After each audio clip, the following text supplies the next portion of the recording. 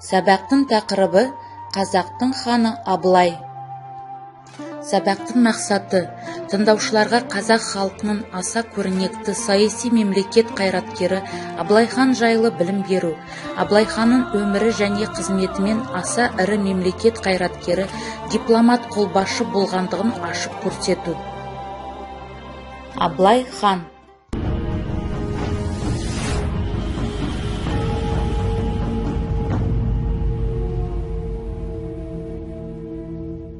18 ғасыр, 20 жылдар басы. Үргеніш жақтан Түркістанға келген бала қазақ халқының болашақ ұлы ханы Абылай атанатын Әбілмансұр еді.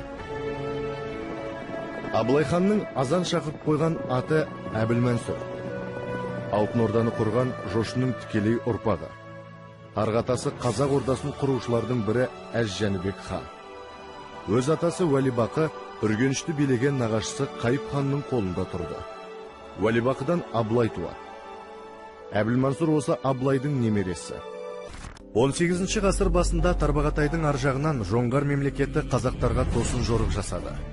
Бейбіт жатқан ел бастапқыда тойтарыс бере алмай, Сырдария мен Ырғыз өзендері бойына ығысты. 18 ғасыр, 30 жылдар басы. Әбілмансұр ереуіл атқа ер салып, егеулі найза кезенетін жасқа жетті. Есіл, нұра, сары су, суыңды қайта ішермін. Балқашпенен борлы көл, нуыңды қайта кешермін. Атаңа нәлет ит қалмақ, найзаны саған кезермін. Жауырындай сарарқа жауыңды айдап түсермін. Көк мұнарлы көкшетау, ордамды саған тігермін. Бабам жатқан ұлытау, басыңа туды, тігермін.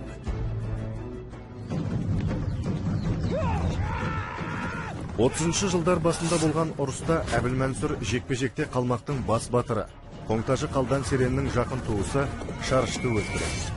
Бұқар жырау осы оқиғаны негізге алып, Абылайға 20 жасқа жеткен соң алтын тұғыр үстінде ақ сұңқар құстай түледің деген.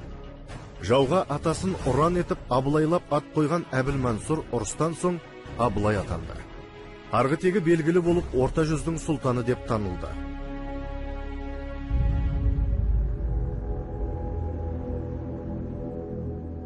Оның маңына Қаракерей Қабанбай, Қанжығалы Бөгенбай, Шапрашты Наурызбай, Шақшақ Жәнібек, Қарақалпақ Қылышбек сияқты белгілі батырлар топтасты. Әр батырдың аржағында бір рулы ел тұрды. Жаумен күрескен қазақтың ортақ ханы Әз Тәукенің немересі Әбілмәмбет еді. Оған 300-дің хандары қарайды. Әбілмәмбет жоңғарға қарсы соғыста бар тізгінді Абылай сұлтанға тапсырған. 1738-1741 жылдары Абылай қазақ қолын бастап бірнеше ұрысқа шықты. Кезекті қақтығыста жоңғардың қолына түсті. Осы тұста кіші жүздің ханы Әбілқайыр Орынбор генерал-губернаторы Неплюевтен Абылайға көмектесуді сұрады. Абылай тұтқында жүргенде жоңғар жағына Төле би бастаған 90 адам елші барып, келіссөз жүргізді. Ақыры 1743 жылы қыркүйектің 5-інде сұлтан жоңғардан босап шықты. Абылай ханның қайтарған жерлері. Абылай орыс пен Қытай империялары арасында қалған қазақтың бостандығын сақтауға тырысты. Абылай жоңғардың әскери қуатынан айырылуын және оның Қытаймен соғысын күтті. Мойынты өзенінің бойында болған қалмақтармен ауыр шайқаста түпкілікті жеңіске жетті. Уақытша жоңғарда қалған қазақ жері толық қайтарылды. 1754 және 1764 жылдары қырғыздар Жетісуда біраз ауылдарды шауып алған.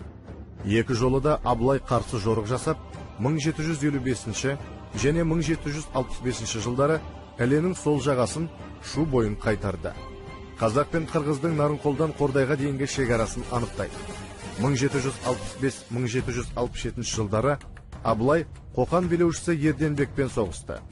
Түркістан, Сайрам, Шымкент қалаларын қазаққа қайтарды. 18 ғасыр, 70 жылдар басы. Бүкіл қазақтың игі жақсылары Абылайды ұлттың азаттығын сақтайтын тұлға деп таныды. Абылай ханның жүргізген саясаты. Абылай ішкі саясатында қандай шаралар жүргізді? Абылай бір орталықтан басқарылатын тәуелсіз мемлекет құру жолында күресті. Сот билігін күшейтті. Билікте қазақ билері мен қазақ батырларының беделіне арқа сүйеді. Қазақтар арасындағы қақтығыстар мен барымтаны тоқтатты.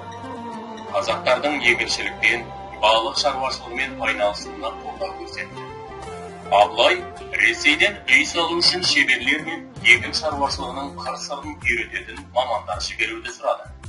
1764 жылы Абылайдың өтінішімен қазақ хандығына 10 орыс шаруасы жіберілді. Олар қазақтарға егін шаруашылығымен айналысудың қыр-сырын үйретеді. Сонымен сабақты қорытындылай келгенде, мына сұрақтарға жауап беріңіздер. Абылай хан қай жылы және қазақтың қандай жерлерін қайтарды? 1755-1765 жылдары Іле өзенінің сол жағасын Шу бойын қайтарды. Бұхар жау Абылайдың қандай ерлігіне айтқан еді? 20 жасқа жеткен соң алтын тұғыр үстінде ақ сұңқар құстай самғадың. Абылай хан Қалмақтың бас батыры Қалдан Сереннің туысы Шарышты өлтіргендегі Бұхар жыраудың айтқан сөзі. Абылай ханның жүргізген саясаты. Сот билігін күшейтті, қазақтарға егіншілікпен балық шаруашылығымен айналысуға қолдау көрсетті. Ұлылар айтқан ұлы сөздер. Абылай хан 18 ғасырдың ішіндегі ең құдіреттісі болды. Василий Барнольд. Алыстан орыс, Қытай ауыр салмақ, жақынан тыншытпайды қалың қалмақ. Артында ор, алдында көр, жан жағы жау. Сол кездегі елге қорған болған Абылай. Көп жаудың бірін шауып, бірін арбап. Мағжан Жұмабаев. Абылай қазақтың соңғы тәуелсіз ханы. Ол хан болу үшін Ресей үкіметіне жүгінген жоқ. Одан куәлік құжат сұрамай, билікті тура өз халқының қолынан алды. Абылай кім болды, кім болғысы келді дегенде де бір нәрсе айдан айқын. Ол өзінің алдындағысын болжай білетін көреген саясатшы екенін дәлелдей білген. Марта Бриль Олкот. Назарларыңызға рахмет.